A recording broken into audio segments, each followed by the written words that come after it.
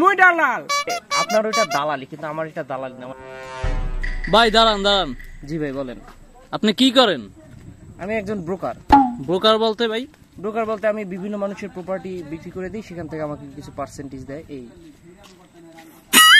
তুমি কি করো? আমি ব্রোকার। কি ব্রোকার হচ্ছে মানে বিভিন্ন মানুষের জায়গা জমি প্রপার্টি এগুলো আমি সেল করে দিই বেশি দামে, সেখান থেকে আমাকে কিছু পার্সেন্টেজ দেয়। এই মুই কি করি? মুই তো এই করি। আপনি কি করেন? আপনি মুই তো ব্রোকার। দালালি করি। এটা দালাল, এটা দালালি কয়। এটা ব্রোকার কি জিনিস? দালালি। মুই দালাল। মুই যে একজনের জমি কিনে আর একজনের বেশি, এটা দালালি কয়, এটা ব্রোকার কয় না। না কাকা, আসলে আপনার ওইটা দালালি, কিন্তু আমার এটা দালালি না। কেন এই গায়ে কোট আর চোখে চশমা দিলে দালালি ব্রোকার হয়ে যায় না। ব্রোকার ওই দালালি, দালালি ওই ব্রোকার। ব্রোকার আর দালালি। কাকা আসলে দালালি এবং ব্রোকার জিনিসটা আলাদা জিনিস, একেবারেই একটা ডিফারেন্ট একটা জিনিস এগুলো।